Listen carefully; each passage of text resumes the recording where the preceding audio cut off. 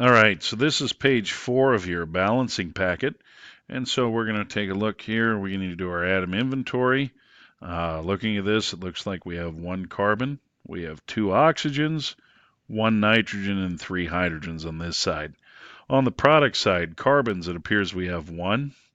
Nitrogens, we have, or excuse me, we're going to do oxygen next. It looks like oxygen, we have 1 here and 1 here, so a total of 2. Nitrogen, we have 2 inside of there. Hydrogens, we've got 4 there and 2 there, so we have a total of 6. Okay. Well, in looking at this, let's see. Carbon looks good. Oxygen looks good. 1 nitrogen and 2. If I slap a 2 there, this becomes 2. Hydrogen becomes 6. Lo and behold, that's balanced. 1, 2, 1, 1 are the coefficients. Okay, for this next one, I have, it looks like 2 silicon. I have 3 hydrogen and 2 oxygen. On the product side, looks like we have 1 silicon. Hydrogen, we have a total of 2. Oxygen, I have 2 plus those 3, which is 5.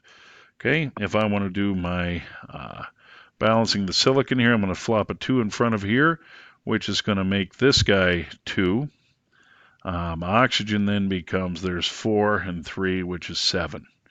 Okay, 3 and 2, common factor is going to be 6 because the 3 are together. In order to get 6 hydrogen here, I'm probably going to put a 3. Hydrogen is going to become 6. Oxygen, now we have 3 times 3, which is 9, plus those 4, which is now going to be 13. To get the 6 hydrogen over here, I'm going to probably put a 2 here, which is going to make hydrogen now 6. Silicon now becomes 4. To make 4 silicon, I think I'm going to go over here and change this now to a 4 instead. This becomes 4. Oxygen, I have 8 here, plus these 9. 8 and 9 should be 17. All right, well, this is kind of one of those scenarios where I've got an odd number of oxygens, and then the only place I have it over here is diatomic. There is a number times 2 is 17. It's not a whole number, though. It's a decimal number. It ends up being 8.5. Okay, well, 8.5 times 2 is 17. Unfortunately, we cannot use halves, so we need to get rid of that, and we're going to get rid of it by doubling it. 8.5 is 17. If we double one of these, we get to double them all. 2 is going to become 4. 4 is going to become 8. 3 is going to become 6. Let's check our work real quick. Here's 8 silicons. Here's 8 silicons. Hydrogen, we got 12 here. There's 12 here. There are 34 oxygens. Okay, we've got 16 here plus 18. 16 and 18 is 34. So 4, 17, 8, and 6. Okay, here we have some polyatomics. Now this one is kind of tricky because I haven't really showed you one like this. You see there's a hydroxide here and you're like, well, there isn't a hydroxide on this side. There actually is. If you want to think of water as being hydrogen attached to a hydroxide, it might make this one easier because then we can treat this hydroxide and this hydrogen and it will take care of it with this guy over here. All right. So let's take a look. I have 1 aluminum. I do have 3 hydroxides over here, 2 hydrogens, and then 1 sulfate group. I'm going to do the same thing on the product side. I have 2 aluminums. Hydroxide, there is only 1 of them. Okay. Hydrogen, there's only 1. And then for the sulfate groups, I have a total of 3. All right. And you don't have to do it this way. You can do it as constituent elements. I think it's just easier this way. Okay, I have 2 and I have 1. If I flop a 2 in front of here, the aluminum becomes 2. Hydroxide then becomes 6. How do I get 6 hydroxides over here? Well, I'm going to slap a 6 in front of here, making both the hydroxide and the hydrogen 6. If I put a 3 in front of the sulfuric acid here, 2 times 3 will give me 6 hydrogens and then 3 sulfates. We already had 3 sulfates, so 2, 3, 1, and 6 are the coefficients. Okay, on this guy, we have 1 iron, we have 2 oxygens. On the product side, we have 2 irons and 3 oxygens. Let's see. I'm going to skip the iron for now because it's all by its lonesome. 3 and 2, common factor is 6. If I put a 2 here, that's going to make this guy 6. Put a 3 here, it's going to make this guy 6. I did increase the iron to 4. To fix this, put a 4 here. Iron becomes 4. 4, 3, 2. Okay, for this one we have some polyatomics again. This time we can see them all pretty clearly. I have 2 irons. I have 3 sulfate groups, and like I said, you can do it as separate elements. I think it's easier this way. 1 potassium, 1 hydroxide. On the product side, we're going to do the same thing. I have 1 iron. Sulfates, it looks like only 1 sulfate group. For potassiums, I have 2. Hydroxides, I have a total of 3. Okay, so 2 and 1. If I put a 2 in front of here, that iron turns into 2. Hydroxide then turns into 6. 3 sulfate and 1 sulfate. If I flop a 3 here, potassium becomes 6, sulfate becomes 3. How do I get 6 potassium here? I put a 6 here. Both the potassium and the hydroxide turned into 6. 2, 3, 6, 6. 2, 3, 6, 6. 1, 6, 3, and 2. Okay, with this one, we're going to do our inventory. We have some kind of hydrocarbon here, probably a sugar. Let's see, we have 7 carbons, we have 6 hydrogens, and we have a total of 4 oxygens, so these 2 plus these 2. Okay, on the other side, we have 1 carbon, we have 2 hydrogens, and 3 oxygens. I'd probably start by putting a 7 here. Carbon turns into 7. We've got 14 plus 1 is 15. Okay. Hydrogens, we've got 6 and we've got 2. If I place a 3 here, 3 times 2 will give me 6. I have 3 oxygens here, plus these 14 make this thing 17. Okay, and looking at this, you might look at it and say, oh man, what's going on here?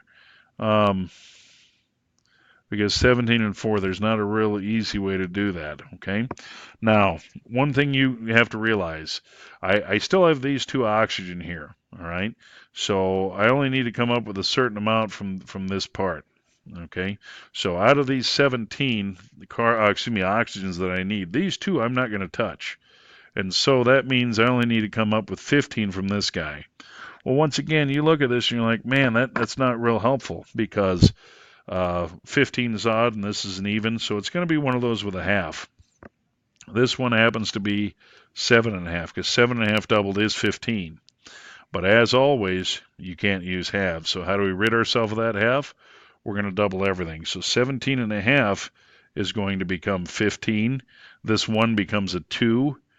7 needs to turn into 14, and 3 is going to double into 6. Let's check our work. Here are 14 carbons. Well, here are 14 carbons. Oxygen, we have 2 times 6, which is 12. 6 times 2 is 12. Oxygen, we've got 4 here, plus 15 times 2, which is 30, so we've got a total of 34. Here's 28 and 6. 28 and 6 is 34. So that is balanced. That is the lowest whole number ratio. 2, 15, 14, and 6. Okay. Moving on to the next one. We have sulfuric acid and hydriodic acid turning into hydrogen or hydrosulfuric acid, iodine, and water. Inventory.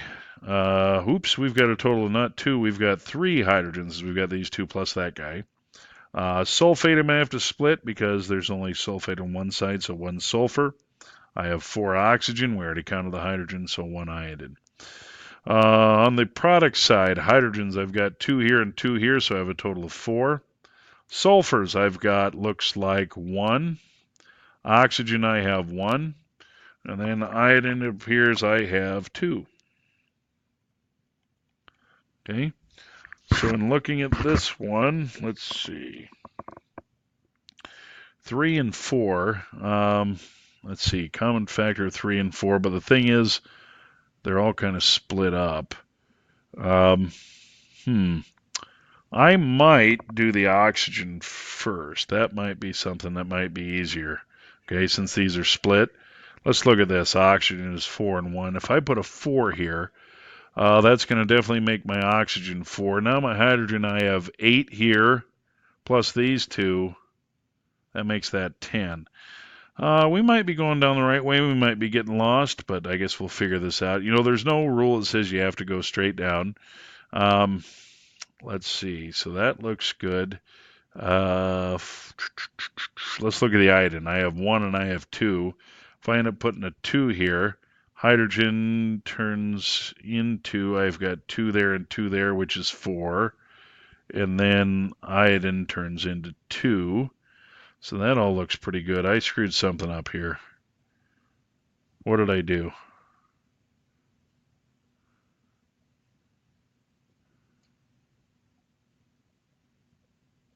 What did I do?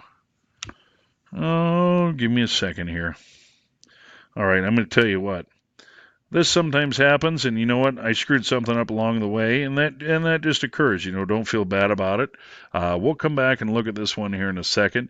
So it's probably staring me in the face. You guys are probably yelling at the screen, saying, "Hey." Yeah, we'll figure it out. So I'm going to go back, and this is actually a great experience.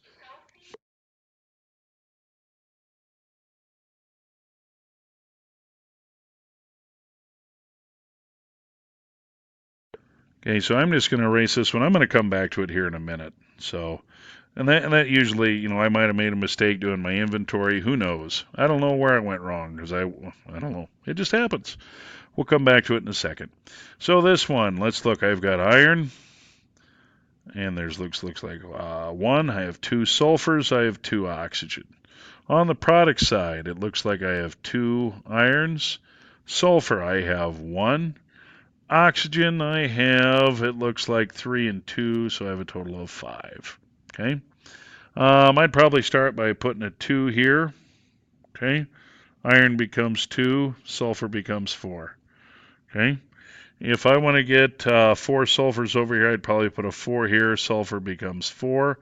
Oxygen, I have 8 and 3, which should be 11. Okay. This is another scenario where I have an odd number and a diatomic. There is a number that times 2 is 11.